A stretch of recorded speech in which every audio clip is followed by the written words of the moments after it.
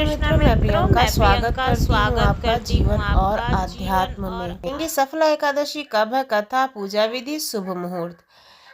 मास के कृष्ण पक्ष की एकादशी को सफला एकादशी का व्रत रखा जाता है। इस दिन व्रत रखकर शुभ मुहूर्त में पूजा करने से जीवन में सफलता मिलती है, हर कार्य में जातक सफल होता है। अंग्रेजी कैलेंडर के अनुसार इस बार यह व्रत 7 जनवरी 2024 रविवार के दिन रखा जाएगा। इसके बाद 26 दिसंबर 2024 को यह एकादशी रहेगी। आओ जानते हैं पूजा विधि, शुभ मुहूर्त के साथ ही पारण कब होगा। एकादशी तिथि प्रारंभ 7 जनवरी 2024 को 12:41 AM से शुरू होगी। एकादशी तिथि का समापन 8 जनवरी 2024 को 12:46 AM तक रहेगा।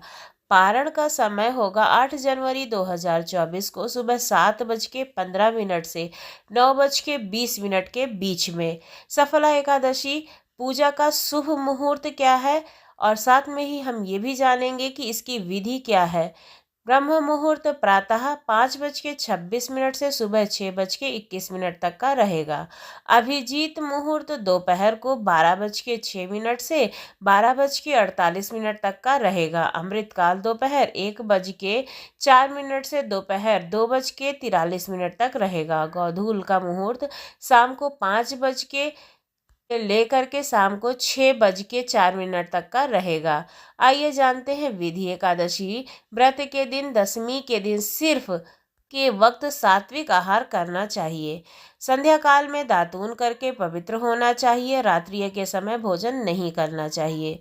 भगवान के स्वरूप का स्मरण करते हुए सोना चाहिए। सफला एकादशी के दिन सुबह जल्दी उठें और स्नान आदि से निवृत्त होकर के स्वच्छ कपड़े धारण करें। सबसे पहले श्री नारायण की पूजा के लिए ऋतु के अनुसार फल, नारियल, नींबू, नैवेद्य आदि 16 वस्तुओं का संग्रह करें। इसके बाद भगवान विष्णु के समक्ष घी का दीपक जलाएं। उन्हें तुलसी दल भी अर्पित करें। इसके बाद आरती करें। आप व्रत रख रहे हैं तो पूजा के दौरान इसका संकल्प ले लें। भगवान विष्णु को चरणामृत का भोग लगाएं। इसमें तुलसी का एक पत्ता जरूर डालें। इस सामग्री से भगवान श्री कृष्ण, भगवान विष्णु जी के साथ माता लक्ष्मी की भी पूजा जरूर करें। रात्रि के समय श्रीहरि के नाम से दीपदान करना चाहिए और आरती व भजन गाते हुए जागरण करना चाहिए। आपको बता दें कि एकादशी के दिन चावल खाना वर्जित माना जाता है, इसलिए इस दिन अपने घर में न खुद चावल खाएं और न ही घर के किसी सदस्य को चावल खाने दें। इस एकादशी के व्रत के समान यज्ञ, तीर्थ, दान, तप तथा और कोई दूसरा व्रत नहीं है। पारण तिथि के दिन द्वादशी समाप्त होने से पहले पारण कर लेना चाहिए। आइए जानते हैं सफला एकादशी के दिन जपे जाने वाले कुछ मंत्र। ओम नमो नारायणाय नमः। दूसरा है ओम ह्रीं श्रीं लक्ष्मी वासुदेवाय नमः। तीसरा है ओम नमो भगवते वासुदेवाय नमः। चौथा है ओम कृष्णाय नमः। आपको जो भी मंत्र सरल लगे आप उसे माला या फिर लाल चंदन की माला पर 108 बार जप सकते हैं। आइए सुनते हैं कथा। महाराज युधिष्ठिर ने पूछा, हे जनार्दन, पौष कृष्ण एकादशी का नाम क्या है? उस दिन कौन से देवता का पूजन किया जाता है और उसकी विधि क्या है? कृपया मुझे बताएं। भक्तवत्सल भगवान श्री कृष्ण कहने लगे कि धर्मराज, मैं तुम्हारे स्नेह के कारण तुमसे कहता हूँ कि एकादशी व्रत के अतिरिक्त मैं अधिक से अधिक दक्षिणा पाने वाले यज्ञ से भी प्रसन्न नहीं होता हूँ, अतः इसे अत्यंत भक्ति और श्रद्धा से युक्त होकर करें। हे राजन, द्वादशी युक्त पौष कृष्ण एकादशी का महात्म तुम एकाग्रचित होकर के सुनो। इस एकादशी का नाम सफला एकादशी है। इस एकादशी के दिन देवता श्री नारायण की पूजा की जाती है। इसे विधि पूर्वक करके व्रत को करना चाहिए। जिस प्रकार नागों में शेषनाग, पक्षियों में गरुड़, सब ग्रहों में चंद्रमा, यज्ञों में अश्वमेघ और देवताओं में भगवान विष्णु श्रेष्ठ हैं, उसी तरह सब व्रतों में एकादशी व्रत श्रेष्ठ है। जो मनुष्य सदैव एकादशी का व्रत करते हैं वे परम प्रिय हैं। अब इस व्रत की विधि। मेरी पूजा के लिए ऋतु के अनुकूल फल, नारियल, नींबू, नैवेद्य और 16 वस्तुओं का संग्रह करना चाहिए। इस सामग्री से मेरी पूजा करने के बाद रात्रि जागरण करना चाहिए। इस एकादशी के व्रत के समान यज्ञ, तीर्थ, दान, तप और कोई दूसरा व्रत नहीं है।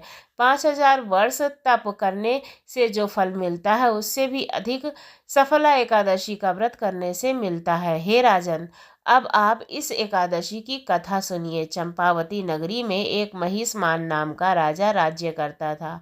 उसके 4 पुत्र थे।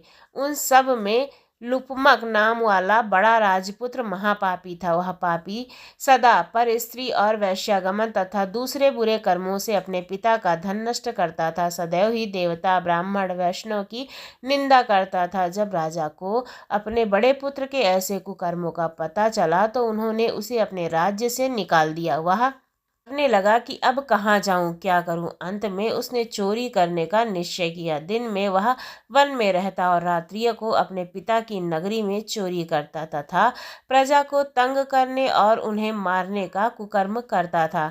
कुछ समय पश्चात सारी नगरी भयभीत हो गई। वह वन में रहकर पशु आदि को मारकर खाने लगा। नागरिक और राज्य के कर्मचारी उसे पकड़ लेते, किंतु राजा के भय से उसे छोड़ दिया जाता। वन एक अति प्राचीन विशाल पीपल का वृक्ष था। लोग उसकी भगवान के समान पूजा किया करते थे। उसी वृक्ष के नीचे वह महापापी लुम्पक रहा करता था। इस वन को लोग देवताओं की क्रीड़ा स्थली मानते थे। कुछ समय पश्चात पौष कृष्ण पक्ष की 10वीं के दिन वह वस्त्रहीन होने के कारण शीत के चलते सारी रात्रि सो नहीं सका। उसके हाथ पैर अकड़ गए।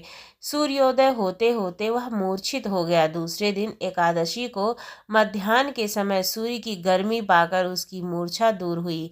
गिरता पड़ता वह भोजन की तलाश में निकला। पशुओं को मारने में उसका सामर्थ्य नहीं था, अतः पेड़ों के नीचे गिरे हुए फल खाकर वापस उसी वृक्ष के नीचे आ गया। उस समय तक भगवान सूर्य अस्त हो चुके थे। वृक्ष के नीचे फल खाकर रहने लगा। हे भगवान, अब आपके ही अर्पण किए ये फल आपकी तृप्ति हो जाएगी।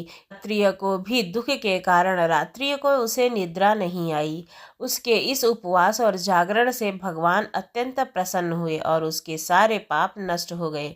दूसरे दिन प्रातः एक अति सुंदर घोड़ा अनेक सुंदर वस्तुओं से सजा हुआ उसके सामने आकर के खड़ा हो गया। उसी समय आकाशवाणी हुई कि हे राजपुत्र, श्री नारायण की कृपा से तेरे पाप नष्ट हो गए हैं। अब तू अपने पिता के पास जाकर राज्य प्राप्त कर सकता है। ऐसी वाणी सुनकर वह अत्यंत प्रसन्न हुआ और दिव्य वस्त्र धारण करके भगवान आपकी जय हो कह करके अपने पिता के पास गया। उसके पिता ने प्रसन्न होकर उसे समस्त राज्य का भार सौंप दिया और वन का रास्ता ले लिया। अब लुम्बक शास्त्रानुसार राज्य करने लगा। उसके स्त्री पुत्र आदि सारा कुटुंब भगवान नारायण का परम भक्त हो गया। वृद्ध होने पर वह भी अपने पुत्र को राज्य का भार सौंप कर वन में तपस्या करने चला गया और अंत समय में वैकुंठ को प्राप्त हुआ।